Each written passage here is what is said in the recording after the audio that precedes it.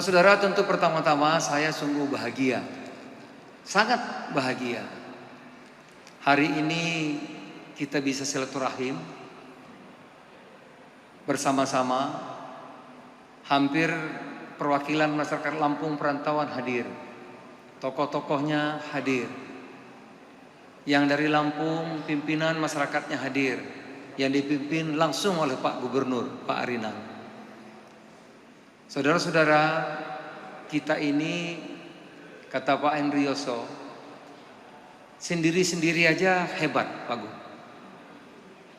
Sendiri-sendiri, apalagi kita bisa bersama-sama akan jauh lebih hebat lagi. Bapak Ibu sekalian saya hormati, silaturahim itu penting. Paling kurang menjadi ajang komunikasi apa yang diperjuangkan dan diharapkan masyarakat perantauan, apa yang sudah dikerjakan dan yang diinginkan oleh pemerintah daerah dan masyarakat Lampung, agar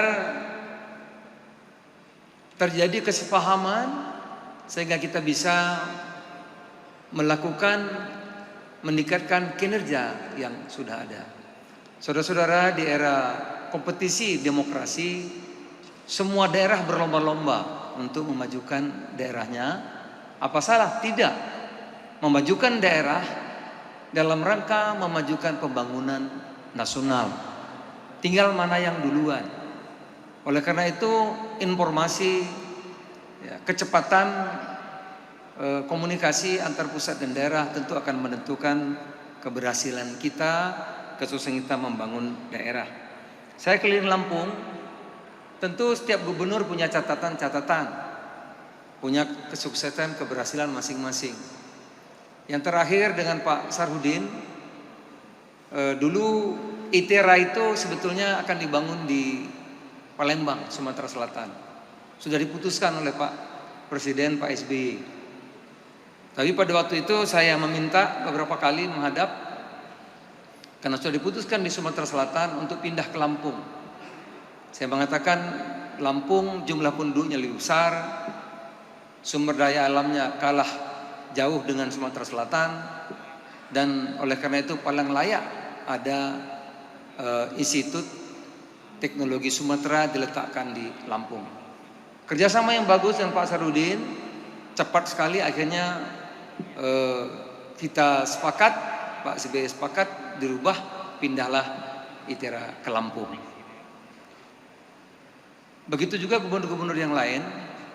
Tapi saudara-saudara, saya menyampaikan ini tidak basa-basi.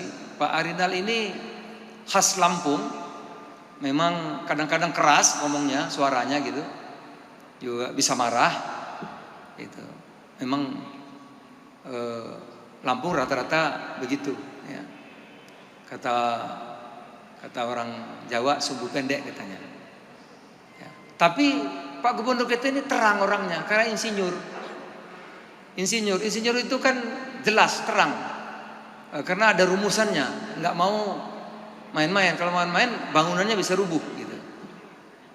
Oleh karena itu mudah kita komunikasi. Alhamdulillah saya dengan Pak Jokowi kenal baik semasa beliau wali kota, kemudian gubernur DKI. Oleh karena itu saya dulu di Solo diberi gelar Kanjeng Pangeran.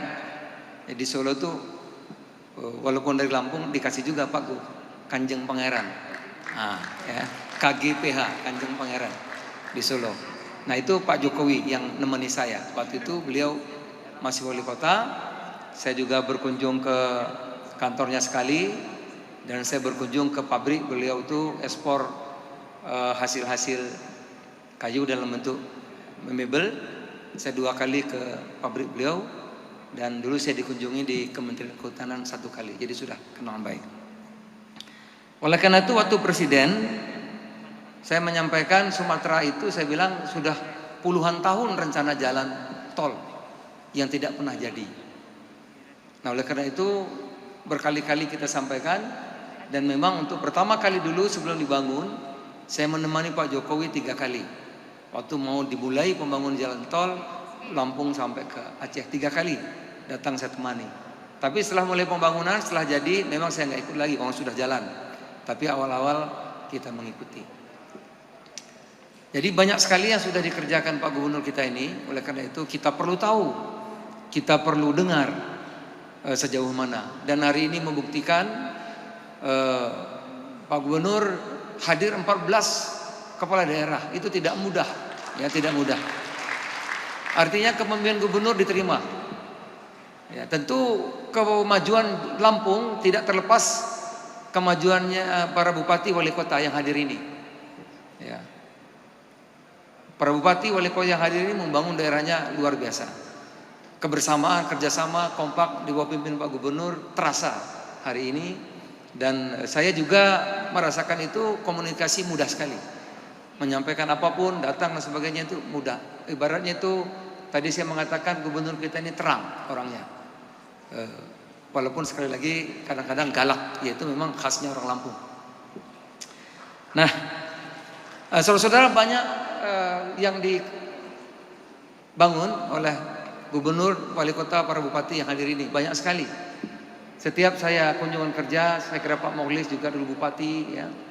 Pak Hanan juga mantan bupati, ya. Kita lihat bupati-bupati kita, wali kota kita ini bekerja keras untuk memajukan kabupaten kota, dan Pak Gubernur kita memajukan Provinsi Lampung. Sekuat tenaga mereka bekerja. Oleh karena itu saudara, kami yang di pusat juga komunikasinya alhamdulillah baik sekali gitu, lancar. Di tengah-tengah kita ada Pak Erick Thohir, Menteri Menek BUMN yang dari Lampung juga. Ya, dari Lampung juga. Lampung Tengah. Saya dengan Pak Erick kakak beradik, saudara. Walaupun saudara angkat karena kenal lama, ya terutama abangnya saya selalu kenal puluhan tahun. Ya. Pak Erick ini saya merasakan punya empati, ya, punya empati, gitu. Tulus untuk merah putih, berjuang untuk kita dan untuk Indonesia. Boleh tepuk tangan yang meriah untuk Pak Erick. Karena komunikasinya lancar, gubernur mudah, kontaknya WA saja sudah. Pak Gubernur kita mau datang, ya siap datang sudah. Cuman kalau dikasih makan durian nggak tahan juga kita. Udah umur Pak.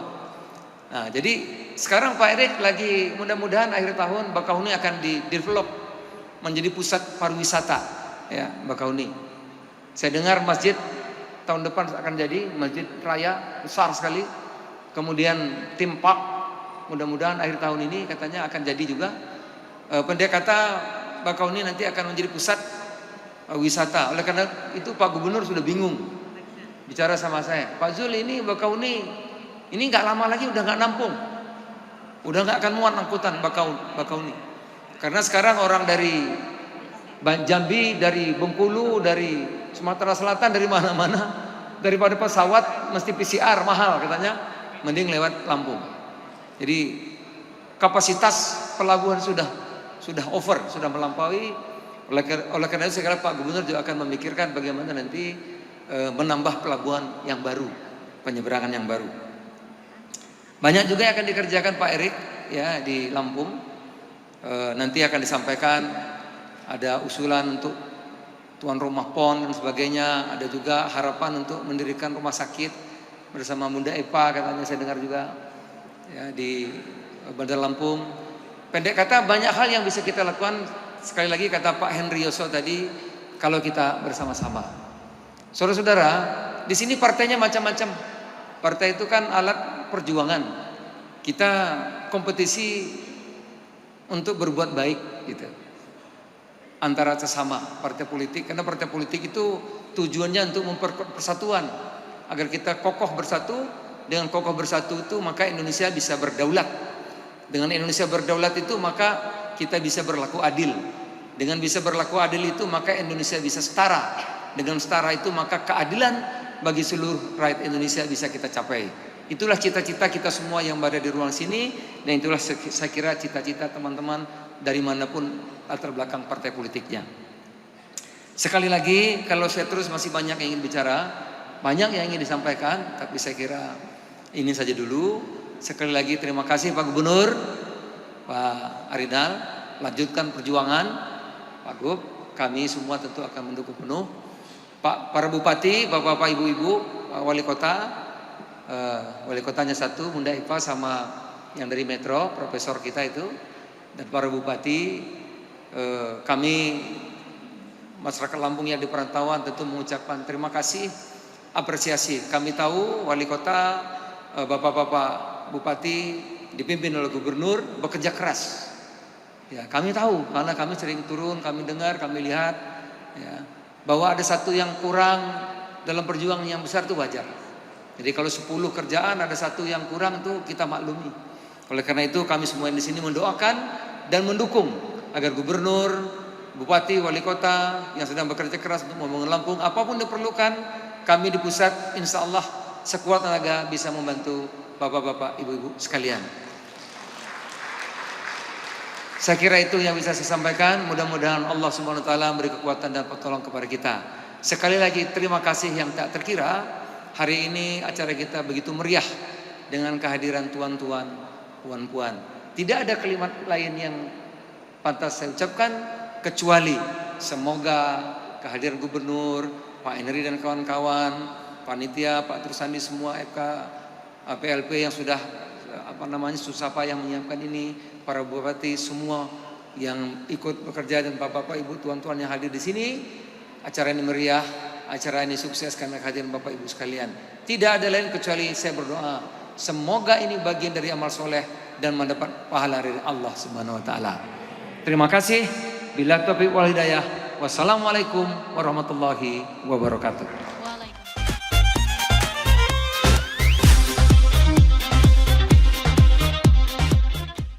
Bapak Ibu, Saudara yang saya hormati, Provinsi Lampung memiliki begitu banyak keunggulan.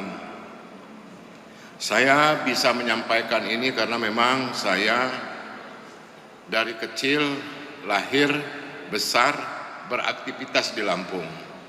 Aktivitas saya tidak hanya sebagai pegawai negeri, tapi sebelumnya saya adalah salah satu anak muda yang berkesempatan menjadi pengusaha muda di Lampung, yang kemudian saya juga menjadi pegawai negeri yang lebih kurang 30 tahun, tapi karena tidak ada lagi jabatan yang lebih tinggi dari Sekda, saya mengambil keputusan untuk pensiun. Di tengah-tengah itu juga saya saat ini benar apa yang disampaikan oleh Ketua Umum. Kita boleh beragam, kita boleh banyak partai yang kita ikuti, tetapi kita tidak boleh berselisih. Insya Allah Lampung akan nyaman pada masa yang akan datang, walaupun kita berbeda warna-warni. Oleh karenanya, saya ingin menyampaikan beberapa hal, banyak keunggulan komparatif, baik secara geografis, demografis, dan juga kekayaan alam. Secara demografis, Provinsi Lampung menjadi pintu gerbang Riau Pulau Sumatera yang menghubungkan dengan Pulau Jawa serta dilalui alur laut Kepulauan Indonesia yang disebut ALKI 1. Secara demografis, jumlah penduduk Lampung juga merupakan terbesar kedua di wilayah Sumatera dengan jumlah penduduk usia produktif sebesar 71,04%. Secara kekayaan alam, Lampung memiliki keindahan yang menjadi potensi pariwisata serta lahan yang subur yang menjadikan Lampung sebagai penghasil komoditas utama, terutama pertanian yang menjadi salah satu lumbung pangan nasional. Inilah yang salah satu beberapa kali yang saya hadapi, katanya Lampung itu bagus, katanya Lampung itu potensi. Tapi semua orang Lampung kan banyak orang pintar, belum banyak berbuat itu. Sehingga saya melakukan itu dan saya memulai itu, ternyata benar. Apa yang disampaikan oleh orang-orang tua, bahwa Lampung itu berpotensi, itu betul. Karena saya melihat masyarakat Lampung itu 9,71 juta jiwa yang terdapat di BPS. Di luar BPS pasti lebih lebih kurang 2 jutaan. Itu bekerja di sektor pertanian. Dan 70% berada di desa. Sehingga ini adalah alternatif bahwa Lampung itu para petani isinya. Di sisi lain, kita juga tahu bahwa Lampung itu potensi menjadi lumbung pangan. Kenapa saya sampaikan potensi? Karena dia fluktuatif. Kalau ditangani dengan benar, kita pasti jadi lumbung pangan nasional. Dan hal ini terbukti seperti padi kita 2015 Lampung 2,5 juta ton produksinya. Tetapi di dalam 2 tahun saya mampu meningkatkan menjadi 2,7 juta ton. Insya Allah 2024 kita akan mencapai 3 juta ton. Pak Menteri, ini mungkin bisa dibisikkan dengan komandan besar. Kalau Lampung bisa meningkatkan produksi 2.500.000 menjadi 3 juta, berarti selama 5 tahun ini 500.000 ton, 10 provinsi melakukan hal sama, berhenti kita impor. 10 provinsi itu saya sudah ada gambarannya. Saya perlu inisiasi, saya menganggap benar Pak, bahwa Bapak memanggil saya untuk kita diskusi, yang mungkin salah satu diantaranya, mengapa tidak kita harus selalu terganggu karena impor. 10 provinsi selesai urusannya.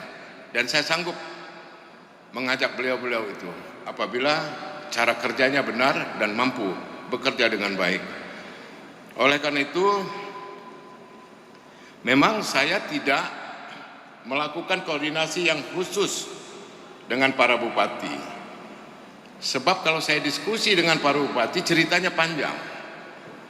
Oleh karena itu, saya buka sekarang para bupati, saya comot para kepala dinas pertanianmu, saya panggil diskusi teknis di kantor saya, sehingga tanpa terasa begitu para bupati menanyakan, produksinya meningkat, dia senang, dan itulah karya kita semua. Daripada saya harus mengajak para bupati yang urusannya masih banyak yang lebih bagus, bermasalah, yang lebih harus ditangani, dan mudah-mudahan ini juga tidak hanya soal padi, tetapi urusan komoditi pangan lainnya seperti singkong dan jagung, udang dan sebagainya.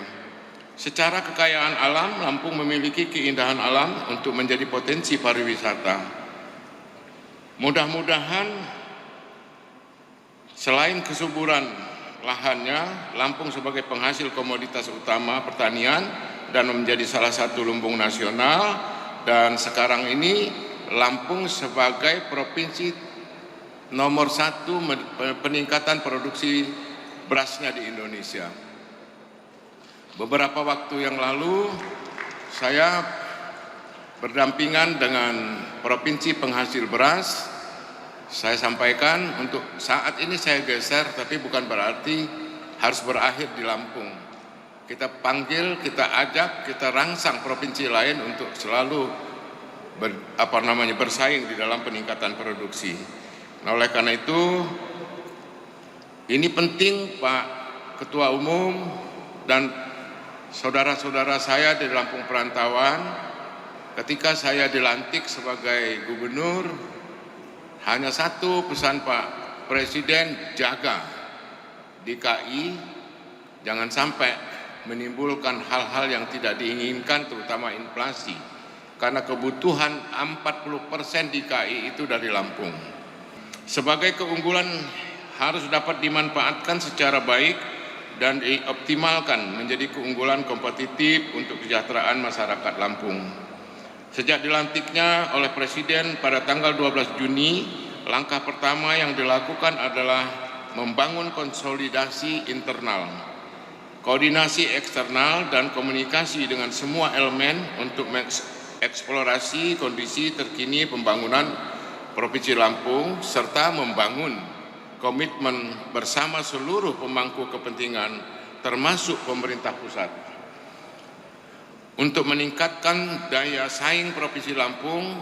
Saya mempunyai visi rakyat Lampung berjaya, yaitu kondisi masyarakat yang aman, berbudaya, maju, berdaya saing, serta sejahtera.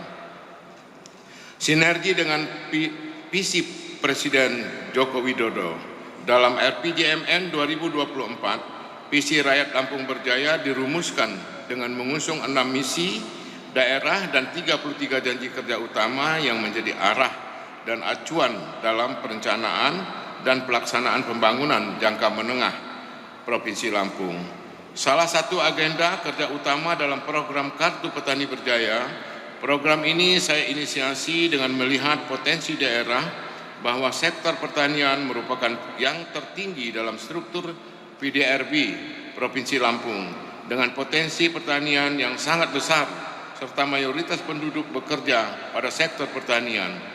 Program Kartu Petani Berjaya akan menjawab permasalahan sektor pertanian dengan menghubungkan semua kepentingan stakeholder di bidang pertanian untuk memberikan jaminan kepastian di dalam para petani melakukan usaha taninya.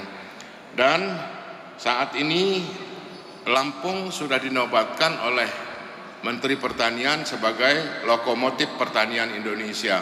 Jadi saya harus membawa 33 gerbong provinsi lainnya untuk meningkatkan produksi atau memenuhi kebutuhan pangan di Indonesia.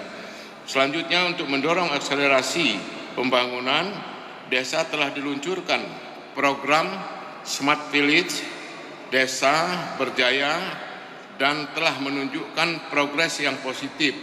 1063 desa atau 40% dari total desa di Lampung telah terhubung dengan aplikasi Smart Village. Selain itu juga integrasi aplikasi elektronik Smart Desa atau SMS Desa dalam pembayaran pajak. Ini perlu saya sampaikan bahwa Kartu Petani Berjaya punya turunan sampai ke tingkat Desa Mat. Lalu Desa Mat itu berfungsi sebagai transaksi ketika petani kita atau rakyat kita membutuhkan kebutuhan pangannya atau kebutuhan sehari-hariannya, maka dia tinggal memanfaatkan Desa Mat. Tetapi sebaliknya, ketika dia sudah mendapatkan hasil atau berproduksi, maka Desa Mat itu yang akan menampung produksinya untuk ditransaksikan. Tidak akan ada lagi kemungkinan ada maklar produk. Tetapi ini semua terkontrol karena kita sudah mempunyai IT di semua desa. Kita harapkan tahun depan sudah mulai berjalan.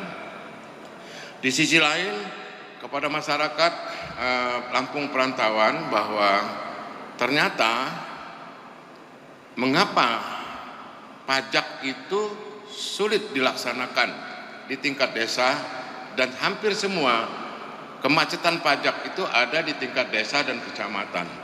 Di Lampung lebih kurang 3 juta motor yang tidak bayar pajak. Begitu juga mobil. Nah, oleh karenanya dengan upaya-upaya kita melalui program Desa Mart itu, kita akan mencoba dan insya Allah berhasil bahwa BUMDes yang akan kita percayakan untuk melakukan penanganan pajak sehingga akan lebih mudah. Dan ini sudah dilakukan oleh Dinas Dinas Pemberdayaan Masyarakat.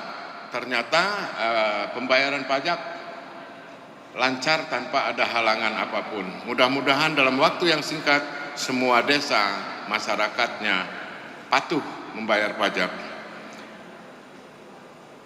Bapak Ibu Saudara ya hadirin yang saya berbahagia, tahun 2020 menjadi tahun yang tidak mudah dan penuh tantangan dan tidak hanya berdampak pada Provinsi Lampung, akan tapi juga Indonesia.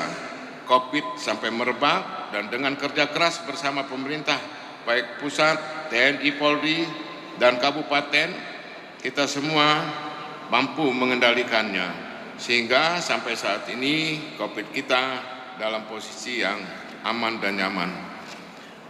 Kendati dihadapkan pada tantangan tersebut, pemerintah Provinsi Lampung bersinergi dengan pemerintah pusat, kabupaten kota, dan seluruh pemangku kepentingan untuk meneguhkan kembali komitmen untuk mewujudkan sejahtera masyarakat. Kinerja selama 2 tahun, dan saya ingin menyampaikan selama 2 tahun kira-kira yang menunjukkan pencapaian yang baik dari pencapaian indikator makro pembangunan. Pertama, meskipun pada tahun 2020 perekonomian Lampung mengalami kontraksi akibat pandemi Covid, pertumbuhan ekonomi Lampung masih lebih baik dari nasional dan telah berhasil keluar dari fase kontraksi. Bahkan pada triwulan 2 tahun 2021 pertumbuhan ekonomi menjadi tertinggi di Sumatera. Ini semua berkat kerja keras kita, sehingga memanfaatkan potensi-potensi yang ada, dan kata kuncinya adalah apa yang disampaikan oleh Ketua Umum bahwa koordinasi, komunikasi atau pemangku kepentingan itu harus bisa terwujud, dan ini telah kita buktikan. Begitu pula dengan tingkat harga di Provinsi Lampung, inflasi masih dalam rentang batas yang terkendali. Tingkat pengangguran terbuka dan indeks Gini Lampung juga lebih baik. Bapak, Ibu, Saudara, serta hadirin yang berbahagia, sejumlah program pembangunan dan kinerja selama mendapatkan apresiasi dari berbagai pihak, termasuk pemerintah pusat, bahwa apapun yang sudah kita lakukan pada pengendalian COVID-19 periode Juni 2020, kita mendapatkan, karena kita mendapatkan juara, maka kita mendapatkan insentif daerah tambahan 18,2 miliar, dan ini setelah kita gunakan untuk kepentingan-kepentingan yang menangani masalah COVID. Kemudian penganugerahan lomba inovasi daerah tatanan baru, produktif, dan aman COVID. Lampung menjadi juara 1 di sektor restoran, juara 2 sektor pasar modern, dan juara 3 di sektor pasar tradisional. Kemudian apresiasi yang diberikan oleh pemerintah kepada pembinaan program Kampung Iklim, Proklim dari Kementerian Lingkungan Hidup. Lampung juga mendapatkan penghargaan. Kemudian penghargaan tim pengendalian inflasi daerah dari Kemenko Perekonomian. Lampung juga mendapatkan penghargaan karena kita mampu mengendalikan dan bahkan lebih kecil dari sebelumnya. KPPU Award tahun 2020 sebagai juara 1 kategori persaingan usaha dan juara 2 Madya kategori kemitraan. Kemudian Inovasi Government Award sebagai provinsi terinovatif tahun 2020. Kemudian penghargaan penanganan konflik sosial tingkat provinsi. Penghargaan Tribun Lampung Award sebagai penghargaan pandemi COVID. Kemudian penghargaan Abdi Bakti Tani yang disampaikan oleh Wakil Presiden kepada Provinsi Lampung, yang saya terima langsung sebagai provinsi terbaik dan dalam peningkatan produksi padi di tingkat nasional. Kemudian dalam waktu yang bersamaan, Lampung juga mendapatkan juara umum dan 2 juara kategori pada gelar teknologi tepat guna yang diberikan oleh Menteri Pedesaan, dan saya langsung menerimanya karena ini bersaing dengan 33 provinsi lainnya. Lalu anugerah Eka Praya atas keberhasilan mengimplementasikan pengaruh keutamaan gender dalam program dan kegiatannya. Kita juga mendapatkan satu penghargaan.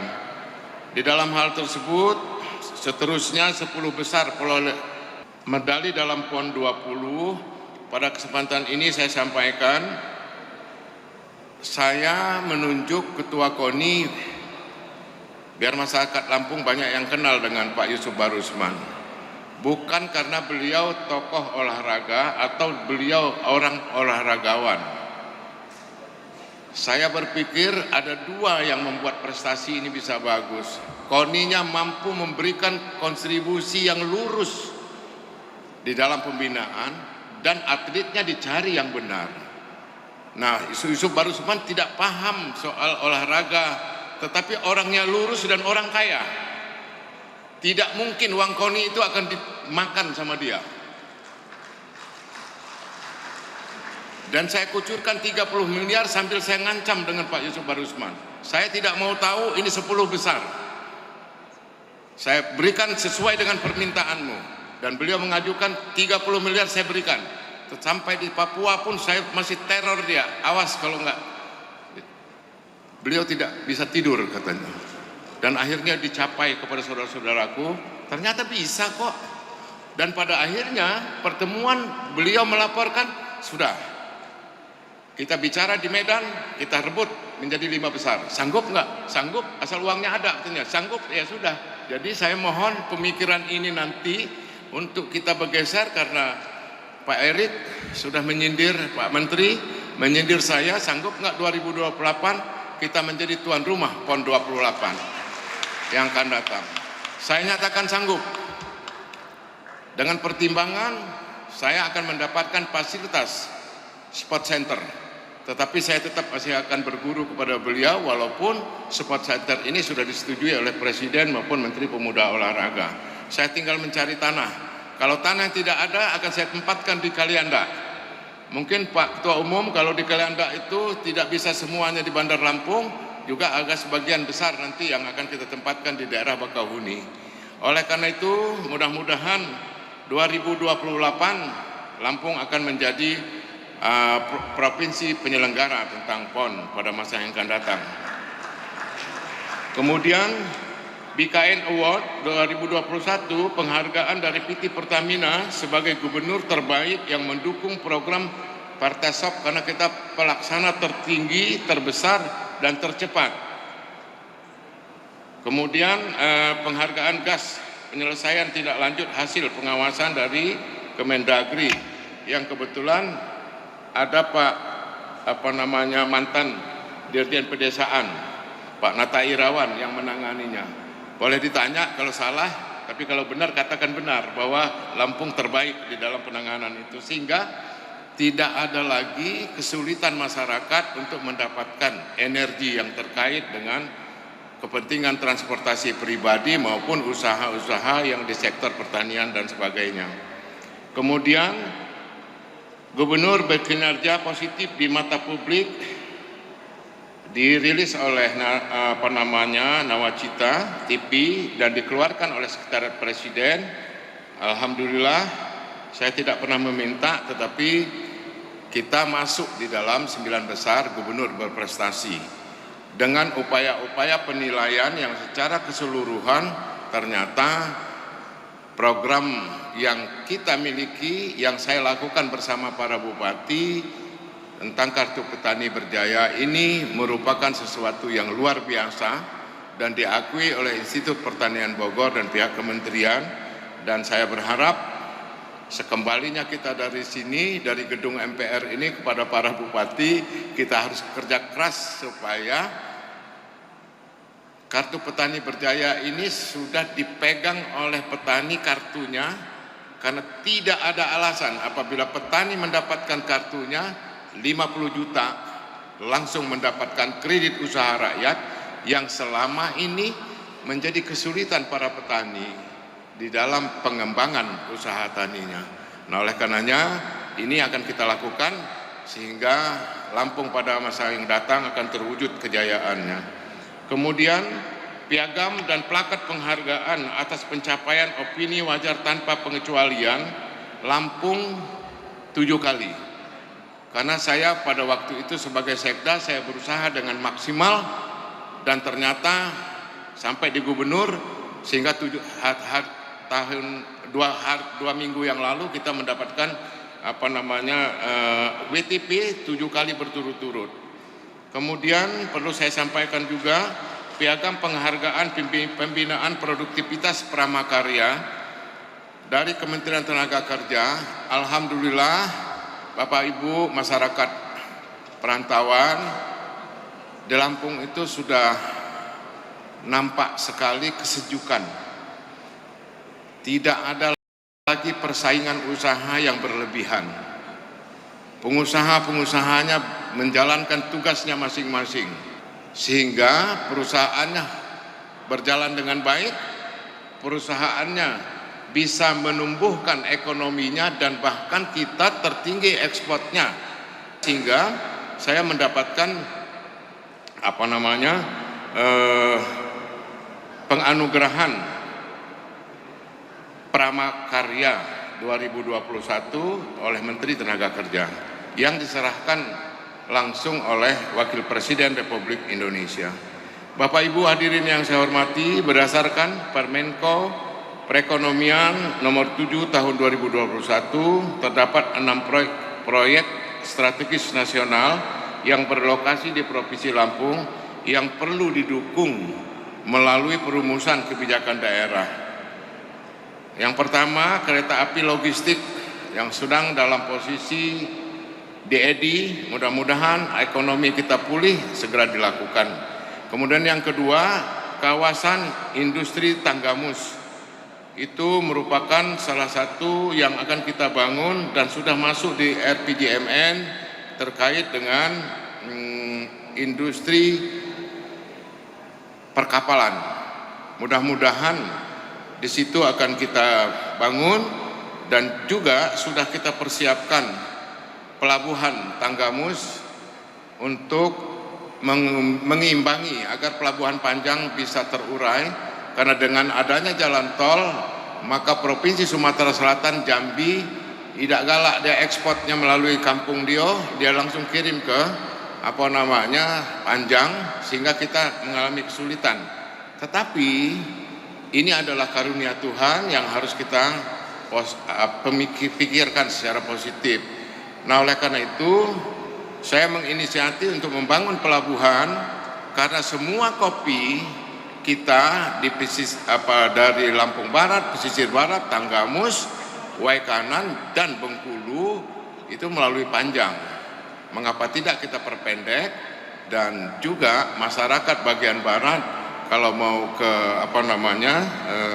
Merak tidak harus ke Bakahuni, tidak harus ke Panjang, tetapi langsung saja dari Tanggamus. Kemudian kawasan terintegrasi Bakahuni Harbor City yang merupakan kolaborasi pemerintah provinsi dengan 3 BUMN yang di bawah Kementerian BUMN, yang kebetulan rajanya ada di dalam ini.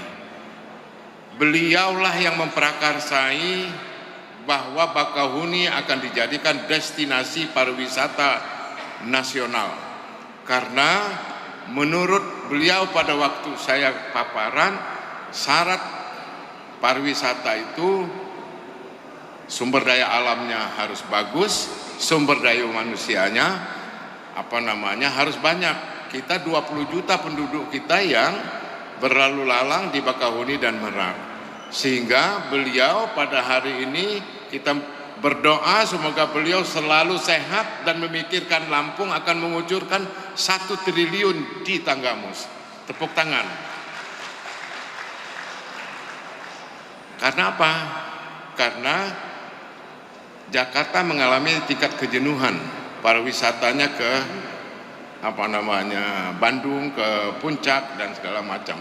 Alternatif pilihan adalah ke Bakahuni, karena bisa melihat Gunung Krakatau, anak Gunung Krakatau, Pulau Kiluan, Pahawang, dan Pahawang menyelam, dan daerah-daerah lainnya.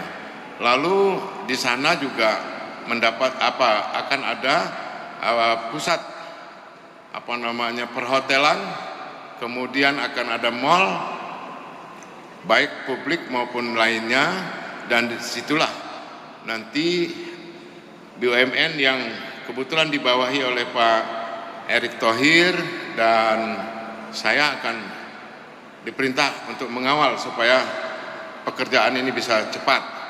Alhamdulillah sudah di groundbreaking, dan sekarang sedang dibangun masjid yang indah di Bakahuni, sehingga kalau kita akan mendarat dari Merak, kita sudah memasuki wilayah provinsi yang bernuansa Islami, ada lambang masjid yang begitu indah pada masa yang akan datang. Kita perlu menyampaikan apresiasi dan kita sangat berharap tidak hanya Bakahuni, beliau juga bercita-cita, Pak Erik bercita-cita untuk membangun kawasan industri kesehatan. Karena saya menyampaikan kepada beliau, saya memberikan 114 hektar kepada bandara untuk dijadikan bandara internasional, sehingga beliau menginisiasi, insya Allah kita akan perjuangkan menjadi rumah sakit internasional, sehingga dari mana-mana tidak perlu lagi ke Penang dan ke Singapura. Bagaimana caranya? Kita serahkan kepada komandan kita. Saya pelaksana dan siap diperintah. Jangan sampai orang Lampung Tengah tidak bisa membangun Lampung. Yang paling bagus orang Lampung Tengah dan Waikanan bersatu, saya kira cepatlah urusannya, ditambah Kalianda. Nggak ada yang nggak bisa selesai. Oleh karenanya saya berharap Pak Erik, karena ini sudah didengar oleh semua, jangan yang kecil-kecil. Kalau yang kecil-kecil boleh di tempat Ibu Epa, di kota yang jantung, yang segala macam, tapi yang skala besar kita bangun di bandara. Sehingga orang Jambi turun langsung, orang Kalimantan turun langsung dan sebagainya. Nah, oleh karenanya ada beberapa hal yang memang apa yang mungkin sekali terwujud, apa yang sudah dicanangkan oleh Menteri Pertanian, Lampung sebagai lokomotif pertanian Indonesia. Baru beberapa minggu Bendungan Way Sekampung baru saja diresmikan oleh Presiden tanggal 2 September yang lalu, yaitu Bendungan Way Sekampung wilayah Kabupaten Pringsewu dengan nilai 1,78 triliun yang mengairi lebih kurang 57.000 hektar. Dan sebentar lagi juga akan diresmikan, insya Allah beliau bisa hadir, paling tidak Menteri atau Wapres juga ada di Lampung Timur yang lebih kurang 40-an ribu hektar. Masih banyak potensi yang lain, saya akan kejar terus supaya Lampung terhindar dari provinsi lain. Dan saya sudah sampaikan kepada Gubernur Sumsel, insya Allah dalam waktu dekat kami akan meningkat produksinya dan menggeser Sumatera Selatan. Beliau ikhlas, nggak apa-apa, yang penting ada pelabuhan internasional yang akan dibangun, dan sudah kami bicarakan dengan Bapak Presiden pada waktu beliau berkunjung. Semua pembangunan di Provinsi Lampung akan berhasil nyata dan meningkatkan daya saing di daerah jika terwujud sinergi kolaborasi antara pemerintah provinsi, pemerintah pusat, pemerintah kabupaten kota, dan peran swasta, termasuk di dalamnya perguruan tinggi yang membantu, yang sekarang sedang kita upayakan secara bersama-sama, sehingga pencapaian tujuan pembangunan daerah berhasil akan strategis menjadi keberhasilan pembangunan nasional. Terima kasih.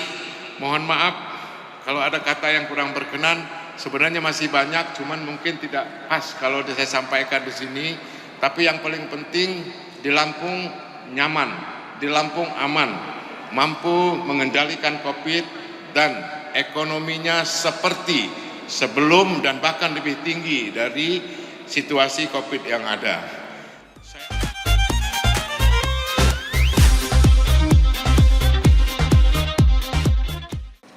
Ada 3 hal yang benar-benar kita harus antisipasi saat ini.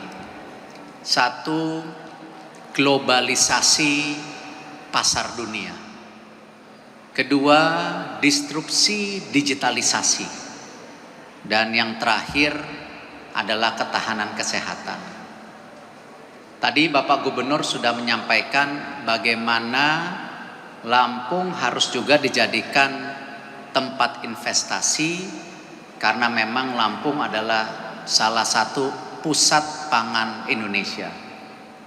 Tadi Pak Zul menyampaikan juga bagaimana komitmen beliau membangun ITERA pada saat itu. Karena teknologi adalah salah satu yang sangat penting pada industri 4.0. Kesiapan tenaga kerja kepada industri 4.0 ini menjadi hal yang penting. Bagaimana dunia sekarang melihat kita, tetapi juga saat bersamaan menekan kita, supaya kita dijadikan global supply chains. Di mana global supply chains artinya apa? Kita harus membuka pasar kita, tetapi kita juga harus membuka sumber daya alam kita. Dan tentu hal ini yang kemarin Bapak Presiden sampaikan saat G20 Indonesia menolak. Karena kita tidak mau pasar kita, sumber daya alam kita dipakai untuk pertumbuhan bangsa lain. Kita tidak anti asing, tetapi sudah seyogyanya mayoritas daripada pertumbuhan ekonomi kita berdasarkan pasar dan sumber daya alam kita harus untuk kepentingan bangsa Indonesia. Ketika kita bicara industri 4.0, sekarang sudah masuk yang namanya first wave e-commerce. Second wave akan masuk health tech, edutech, fintech, mediatech. Kembali pertanyaannya, siapa yang mendapat kesempatan bekerja?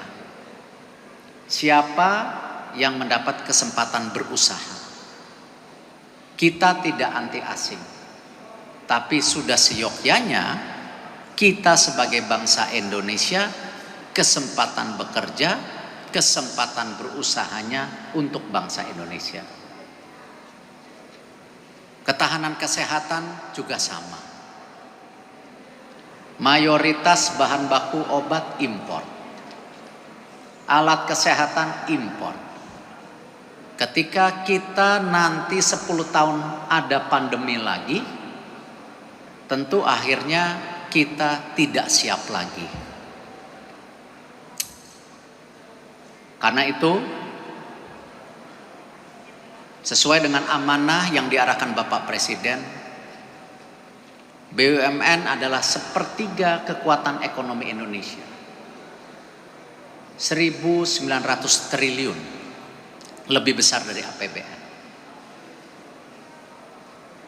Kami dengan segala kerendahan hati, kita robah pola pikir kami di dalam, bahwa menghadapi tekanan-tekanan itu sudah harus kita melakukan kolaborasi, sinergisitas antara BUMN dengan BUMD, BUMN dengan swasta, BUMN dengan berbagai pihak yang ingin memajukan Indonesia.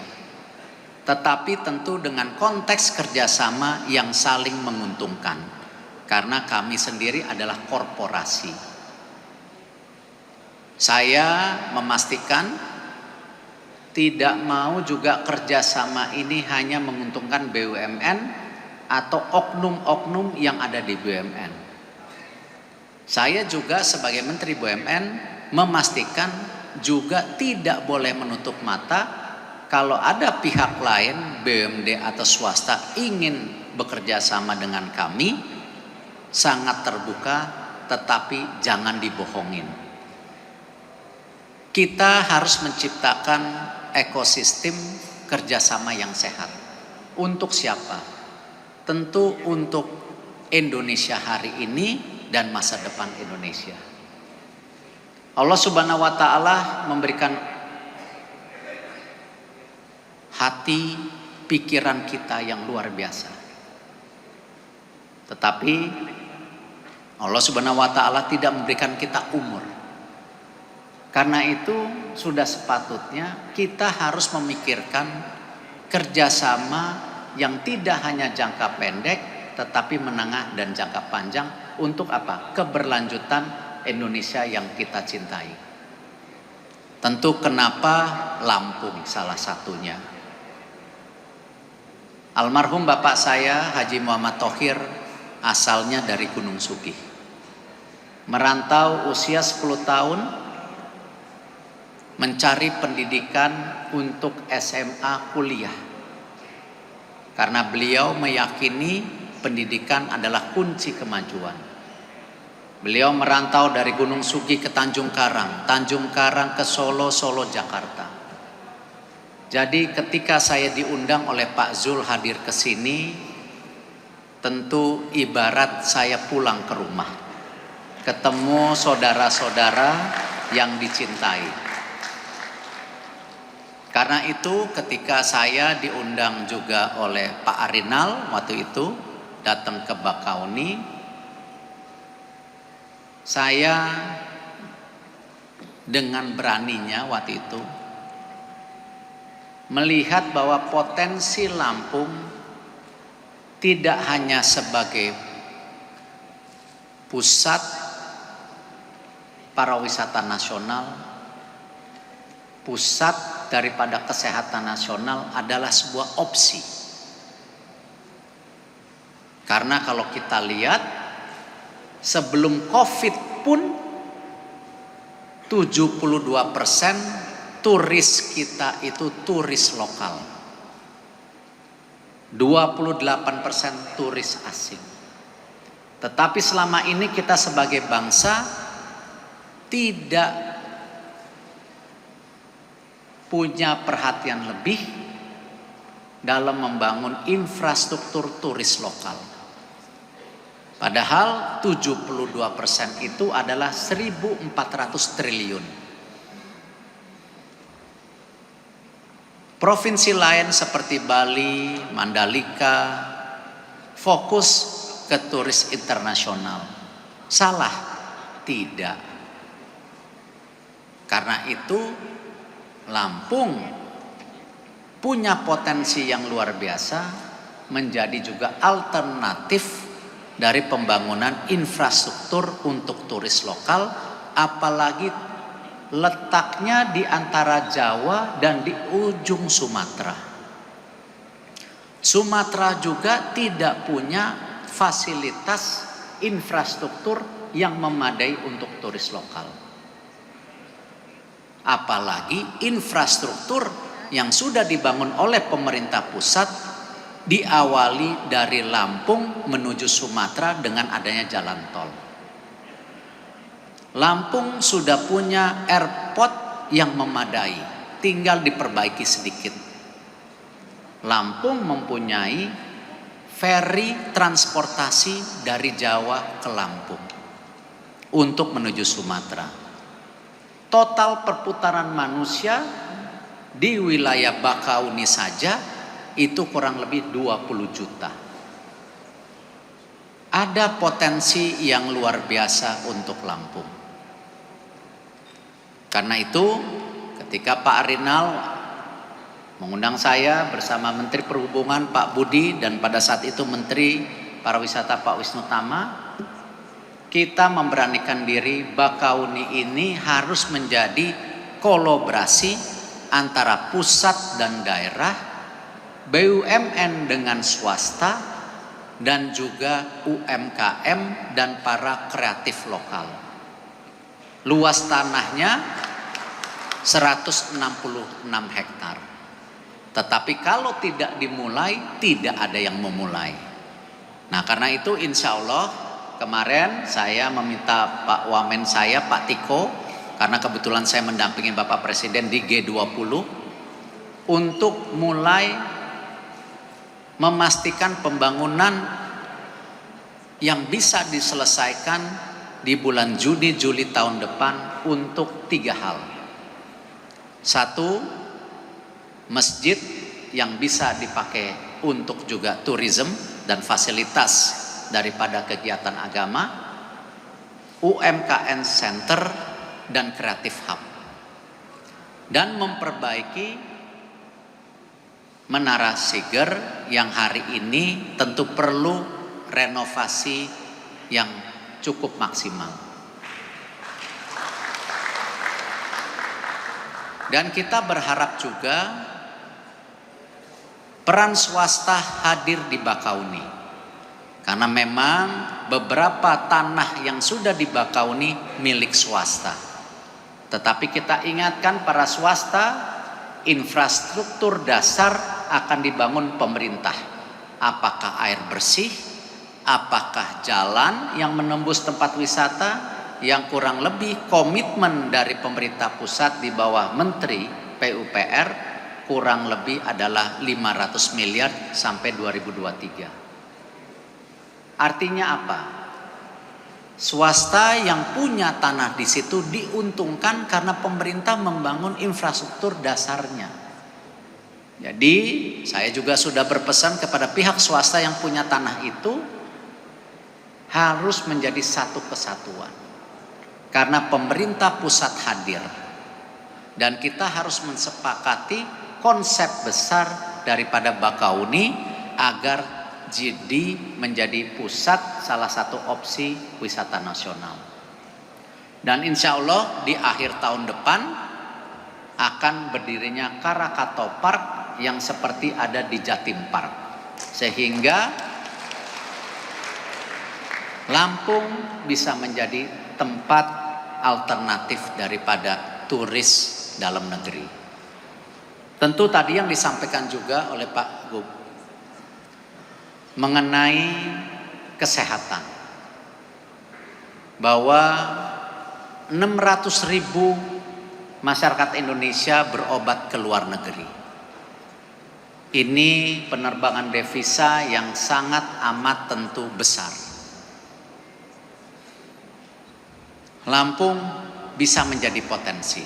Karena itu saya mendukung Pak Gub tadi kerjasamanya, tetapi izinkan saya juga untuk melangkah awal, yaitu membangun rumah sakit otak dan jantung di Bandar Lampung yang memang kalau kita lihat